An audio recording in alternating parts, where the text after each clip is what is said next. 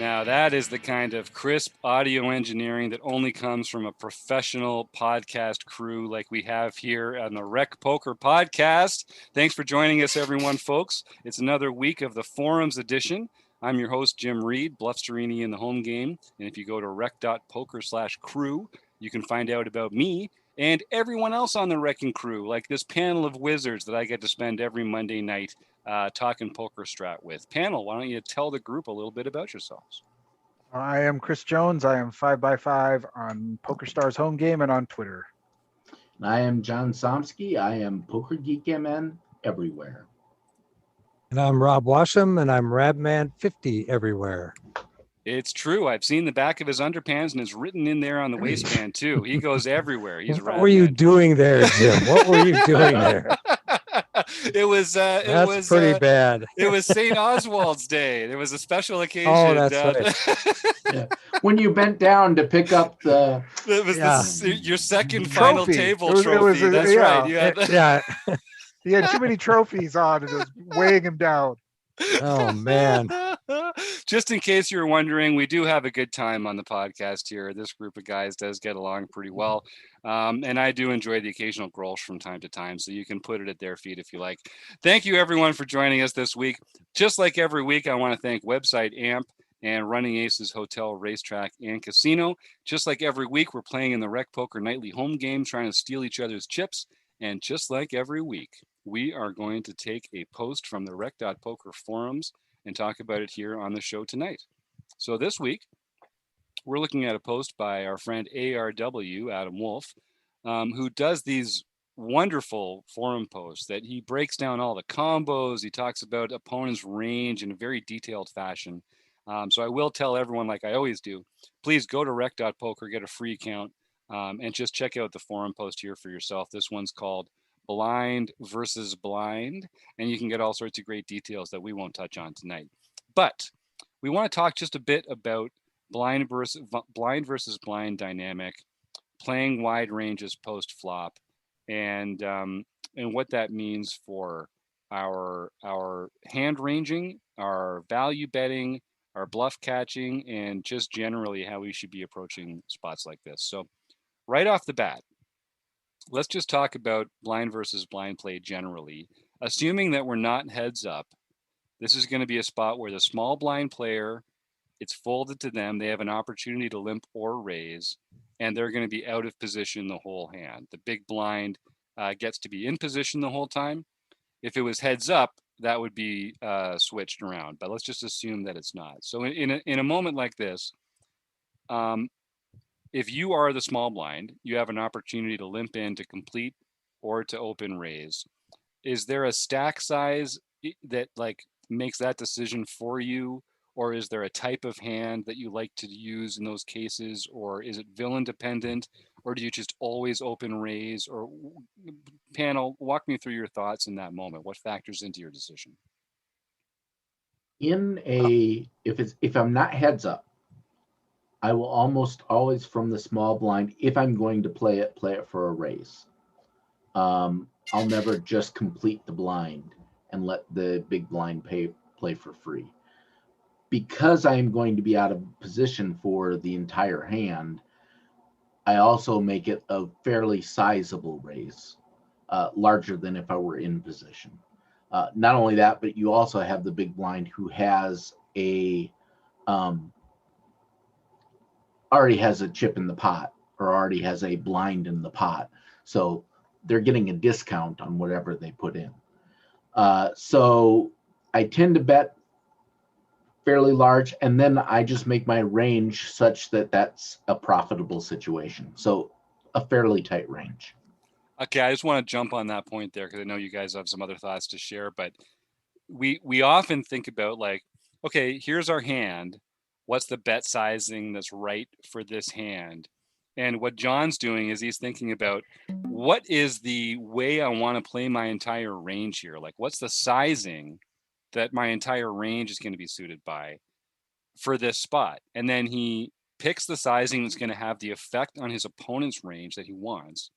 and he chooses his own range to fit that sizing. So I think that's a really advanced and sophisticated way to be thinking about this, because I think poker is a game of spots, right? It's a game of leveraging your opponent. And if you can find a way to use sizing to make that easier, I think that's really smart, reverse engineering it like that. Chris, I know when you get to heads up, you like to split things up a little bit, but when you're in full ring, what's your take on this?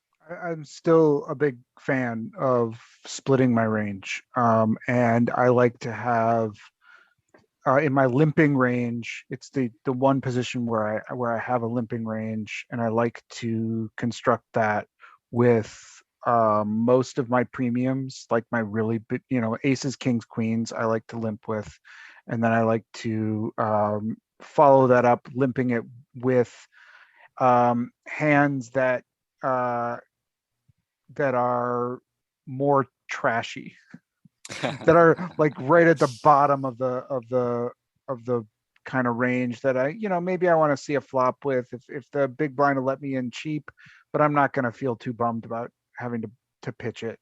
And then otherwise I do, if I am gonna open or raise, then I like John sizing. I like to go big from the small blind, 3.5 to 4 big blinds, depending on the stack size. And it also is a little bit villain dependent for me. Um, there are aggressive villains where I will limp my entire range and adjust how much I'm raising back. And then there are villains where I will only open against. So it is dependent, but if it's an unknown villain and I'm in this spot, I like to kind of split my range that way. And Chris, is that stack dependent, or is that Yeah. in any spot? Yeah. Yeah, no, we're talking, fairly deep stacked. Once we get down to, um, once we get a little bit short, then I'm shifting to a limp or shove strategy. I think I'm very, very similar to Chris, but I definitely will limp a little bit more than he does. But I think my premiums in a place where I don't know who the big blind is or what he's capable of, I'll probably raise my premiums just as I would in any other situation. I'll also raise offsuit king 3, for instance. Hands like that, hands with a big top card and a rag. I don't have any problem raising with those. Then now I'll limp with anything that's kind of what Tommy Angelo calls a straighter, like a 7-4. I'll limp with 7-4 offsuit all day long. I do have the raises I pick are more the high card, low card for bluffing, but I do have a normal raising range, which would be a lot of the premiums, the pairs, and things like that. But I like what he said about villain dependent, because if I know that there's a guy that's very, very aggressive, I will change it up and I will limp some of those strong hands, expecting him to try to take the pot away from me, and then I can attack him back again with that premium hand. So in that case, I'm going to change it up a little bit because of the villain. Yeah, and it seems like to me, this is one of those spots where villain tendencies is really important, because you're going to be out of position the whole hand. You get a chance from the very beginning to start chipping away at their range in a very predictable way. And you can predict a lot of how this is going to go out if you have information on the villain. So I'm always thinking about, what is my default position? And just personally, I'm more of a default 2.5 opener from the small blind. I don't really have a completing range. I haven't made that sophisticated I love the idea. I want to build a whole limping range from every position. I feel like it's this fun part of the decision tree that hasn't been examined properly yet. I know it's kind of ridiculously impossible to do it. But the small blind does feel like somewhere that you could express an edge, a skill edge, over your opponents by Mm-hmm. even out of position, playing small pots against wide ranges. And wide ranges is where that's where the real poker players come to play. That's where you get to like play the opponent. Yeah, and even though you're out of position, because it's a limped pot, when you do this, one of the things that's sort of like you almost have position because you don't like. That's one of the things I like about this blind versus blind dynamic is that you can limp from the small blind. If the big blind checks behind, you can see bet a lot from the small blind. Unlike in most hands where when you're out of position, you sort of need to let the other player take the first initiative, and you can take down a lot of pots this way, pretty cheaply and pretty uneventfully. But you can even cheaper and less eventfully pre-flop, right? Like against some of those same garbage hands. Like that's the Right. tension. Do you ever feel, Chris? So I guess part of this, I don't put myself in the spot very often where I'm now playing these limped pots from the blinds out of position. Do you feel like awkward, or like are you in tough spots as a consequence? And how do you make that work? But I mean, like, the thing about it is like the hands Rob was talking about, right? Like the straight, like 7-4 offsuit, right? Do you really want to be raising that? Right. I don't know. Right. But you're, and it's the kind of hand where like, I don't know, for half a blind, I can call here. Maybe I hit a straight, maybe I hit 2 pair. But if I don't, and he doesn't raise from the big blind, I can lead out and win this hand anyway. So it's those kind of hands that make a lot of sense. Hell, if you hit a 4, you can lead out. Yeah, because right. it's hard to make a pair. Yeah. Right. And if all he's done is called, is limped, is just he's just checked, checked it back.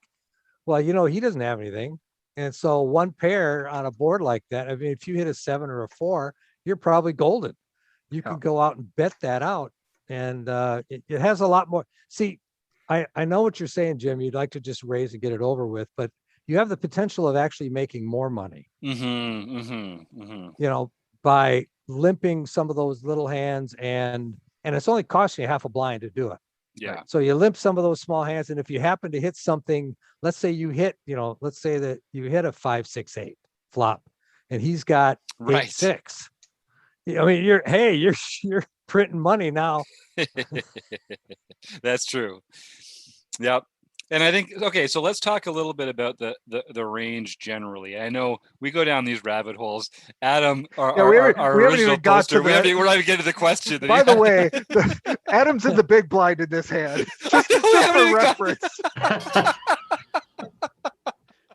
But carry on, Jim. Let's talk about the small blind some more.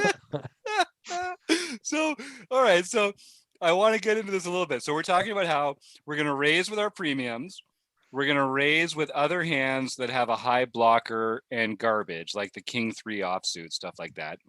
We're going to raise with some of our like suited connectors and suited broadways and stuff.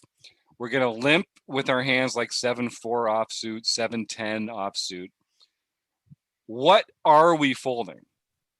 Is it anything? Are we just continuing with 100%, or are we actually folding anything? And if so, what are those? And that's why I love the Tommy Angelo thing, the waiting for straighters too. Like I like 9 deuce, 9-4. Those are gone. Like get rid of it. I want. So if it doesn't have a really high card in it, or it doesn't have the capability of making a flush or a straight on a flop, it's gone for me. So you might be 65%. You might be playing 65% of hands, but there's still that 35% of really crap that you're going to fold no matter what. Right. And I think it might actually be less than that mathematically, the way we're talking about it, because we're really talking about like offsuit hands that don't have a high card or connectedness. And then we've already pointed out on a previous episode that if a hand has a 10, there's a lot of straights it can hit. So we're basically, that is a pretty small chunk of range that we're folding there, which is cool. Which is the way I like to play. Wide ranges, right? Okay. Have we not heard from Jonathan Little yet today over the course of this episode? Oh my No, I God, don't think we've so. done a great disservice to the poker community. Hold on just one sec so we can rectify that. Ever wondered whether you should call a preflop raise or 3-bet instead? What do you do when you have a flush draw? Do you raise it or do you just call? What do you do with ace king when you miss the flop? Are you tired of guessing about what the right play is with your particular hand? Well, my name is Jonathan Little, and I am a 2-time World Poker Tour champion and creator of PokerCoaching.com, where we offer over 1,000 interactive hand quizzes where you play a hand and then get real-time feedback from our world-class pros. Don't guess and don't stress. Just register for your free account at PokerCoaching.com/recpoker right now. And I heard from Jonathan that if he catches anybody guessing or stressing, there's going to be trouble. There's going to be a problem. So don't guess, don't stress, just go do what the man says. And honestly, save yourself some trouble. You don't want to get this guy mad. All right. So as Chris points out, our correspondent Adam is not in the small blind. He's in the big blind. So we're kind of shaping what is, from their perspective. In fact, Chris, you're going to love this. The funniest part about this is they don't even describe the pre-flop action. I'm not sure we can tell you whether they limped or opened the small blind. By the pot, I think you can tell this is limped. Good point. So well, you guys tell me right now, should we go into the hand or do you want to just save this for like a part 2 while we talk the first one about opening raising ranges from the small blind, and then on part 2 talk about ARW's actual post? What do you guys think? Totally live call right now. And then I think our new motto could be, come listen to the Forum podcast where we ignore your post for the first one and then answer it in the second one. It's kind of becoming a theme. Well, yeah, but it's a blind versus blind, so we have to talk about that dynamic. So now we've laid the groundwork to know that the small blind is going to limp the type of hands that we just talked about him limping. Yeah. Right? Yeah, that's right. So this is perfect. It works out perfect for the post. And let me talk about this because, okay, so now we're in the big blind. The small blind has limped to us. This is also a spot where I think we have to decide what do we check back and what do we raise. And again, what I like in these spots is to sort of divide up my hands between the hands that I'm gonna, unlike the Tommy Angelo ones, the ones I'm gonna raise are the ones that I either want to get a lot of chips in because I've got really strong value or really strong whatever, or I could care less if I have to eject this hand. And our correspondent has 10-4 offsuit. This might be a raising candidate for me. I like raising this better than like 10-9 offsuit. I'd like to just see a flop with 10-9 offsuit or 10-8 offsuit. This is now you gotta sort of figure out, because if you're gonna raise every garbage offsuit hand, right, you're gonna be raising a lot. Right. So, but this is one that I like raising with tens. They're an interesting card. They're right in the middle. They're gonna have a lot of blocker value potentially on like some straighty boards and some things like that. So if you actually raise and get called, it's not that bad, but it's also one where if you get re-raised, you can easily get rid of it without giving it a second thought. So this is the type of hand that I might raise as a bluff. I like that. I mean, I just think it's such a sexy concept. I remember when I was learning poker, when I was sort of evolving as a player, the notion of 3-betting the bottom of your range just blew my mind, right? It's like, it's just such a beautiful part of the strategy of poker, and using those kind of garbage hands to make money when other people won't is something that, we don't appreciate how valuable it is the times that players fold middle strength hands, because those are what everyone makes money with good hands. Everyone loses money with bad hands. If you can make your opponents fold better hands than you, that's kind of how you make money in poker, right? And otherwise, not making bigger mistakes, winning more when you win, losing less when you lose. But ultimately, if the part of your range that's not very good can extract value from the parts of other people's range that is better than your range, that's skill. That's not just math working in your favor. That's not just the law of averages. This is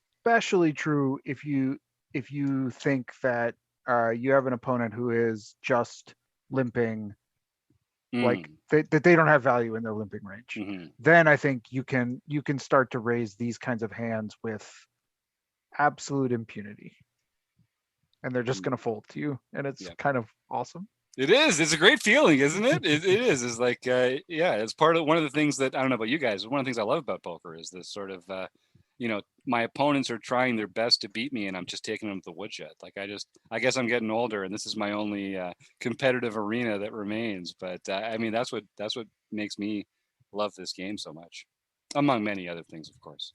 I think it's very, very seldom that the big blind actually raises you when you limp in the small blind. It's such a small portion of times that happens. So that if it's happened to me at least once, the next time I limp with the small blind, I'm going to have a hand. Yeah. That can definitely call a raise, if not re-raise over the top of them. Otherwise, I'm not going to limp to this person anymore. The minute he raises once, I'm probably not going to limp against him anymore, because I don't want, that to continue to happen. So I'm going to make sure that if he does it once, the next time he does it, I'm going to be ready. Yeah. And we talked about this earlier, right? Like, this is a spot where villain tendencies is really important. Correct. Yep. And I've even got a stat on my HUD, not on the Rec Poker HUD, because there's only room for so many stats on the Rec Poker HUD, but on the Give Taylor Moss a Seizure, the comprehensive HUD that I put out there. I've got a stat up there that is just, how does the big blind respond to small blind opens? And if they fold a lot, that's going to really influence how I choose to play that position. And if they don't fold a lot, that is also going to impact that. So, data. It's all about just like finding out how does your opponent tend to respond, and then put them in a tough spot. Use the cards, use the range, use position, use whatever you can use. All right. Well, okay. So I guess we got to actually talk. So as played. Yeah, thank you, Chris. Take us through it, pal. As played, we get a limp in, or a complete in from the small blind. The big blind, our hero with 10-4 offsuit, checks, and the flop comes Jack 4-3 rainbow. And the small blind leads into a pot of about 200 and some, 120. So leads a little bit more than around half pot. And I mean, it's not like we're sitting back there with 10-4 thinking, I can't wait to see a great flop for us, right? So like most of the time we're going to get to the flop and feel pretty bad about it. When the flop comes Jack 4-3, that's actually kind of an above average flop for us. For sure. So hard to make a pair. It's hard to make a pair. You said it, Rob. It's hard to make middle pair with a 4 too. So like we're yeah, good point. So I think in some cases, we might look down and say, I've got 10-4, the flop came Jack 4-3. Like, this just isn't a spot to continue with, but that's an absolute way of thinking about hand strength. And we're talking about these blind versus blind situations, particularly in the limped pot. I think you kind of have, a responsibility to the math to continue with your hand here a little bit, to think of it as better than just a garbage hand. So, I'm not folding, I don't think, in this spot when they open. And one of the weird things about these ranges is that you get to a point where it's like, how big do they have to bet before I fold, given that I'm just not giving them any respect no matter what they do here, right? Chris, do you have an insight into that? Because like, how does the sizing affect? Because when I said we're not folding, you were like, oh, we're not folding. But if he bet like 3 times as much, we'd consider it, right? Like, where's the line drawn? How do we decide? Yeah. If they over bet the pot, I'm maybe considering it, but I don't think I am on this board yet. I'm not willing. I'd probably call a pot size bet on a Jack 4-3 rainbow board with 10-4, because we can still be ahead of a lot of their hands. They can have, some hands around the jack. They could have like queen 10, some backdoor, flush kind of stuff, or they could have 5-6 or 5-7 or 6-7, some gut shots.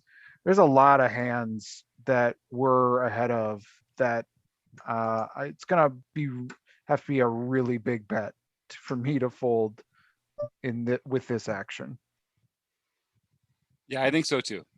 I think so too. It's just it's we talked to the beginning. It's kind of just it's one of the functions of that dynamic, right? And again, it's villain dependent, right? Yeah, I But was I going to do say think there's that, some villains that are not going to bet unless they have a jack. Yeah, right. then it's an easy fold. Yep. Yep, exactly. I think so too. Yeah. So the turn, so we call, and the turn is a 4. Hello. We That's like pretty that. good. We like that. And I'm never folding now. Yeah. So, and this is interesting. The small blind checks, and then we elect. So let's see, what is the pot now? We've got probably around 460, 480, something like that in the pot. So again, we get about a half pot. We get a 250 half pot bet from from us. We bet about half pot after the small blind checks. I don't know. What do you think of that? When they check, it's a function of the dynamic. I feel like they're displaying weakness.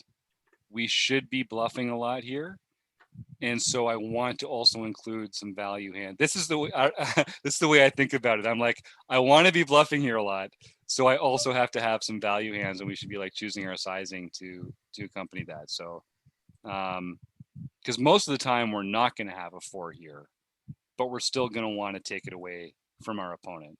So they've made a pretty good bet pre-flop or on the flop, but they really have capped their range by checking the turn.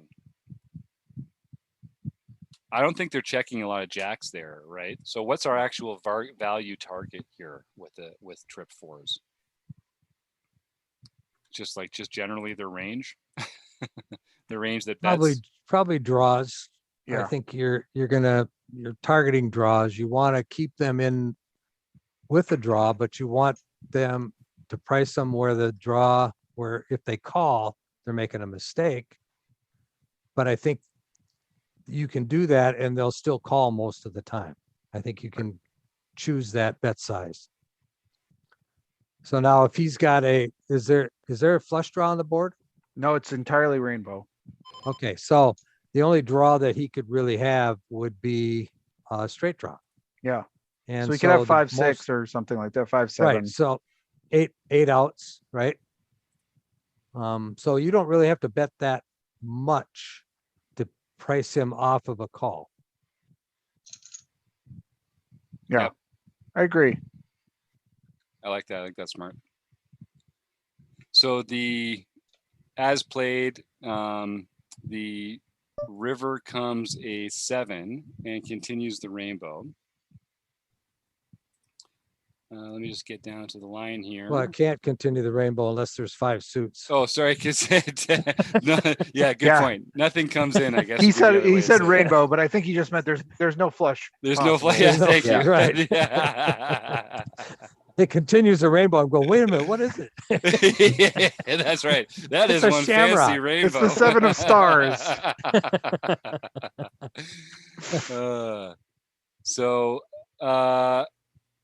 Yeah, let me just get to this here. Blah, blah, blah. So, and then the other player shoves the river. So check shoves. Yes. So I think this is a really interesting spot. So he checks and we bet and then shoves.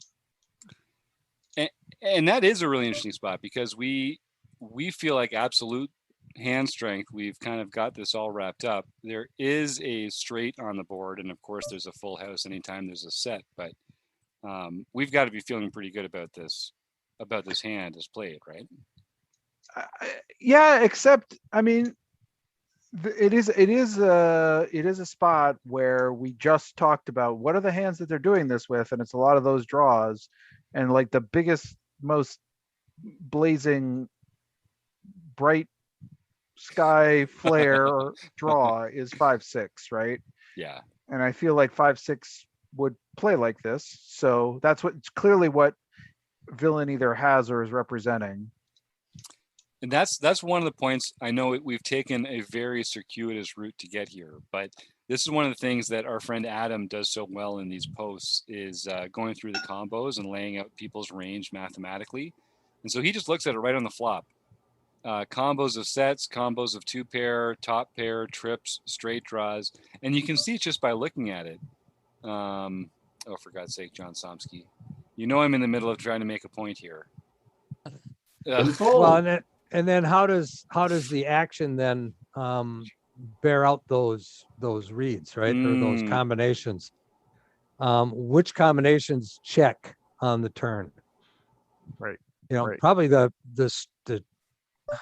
sets don't check because the sets just made a full house. Yeah, sets don't check. And I'm not even sure a jack checks on a jack 4-3-4 board. Maybe they do.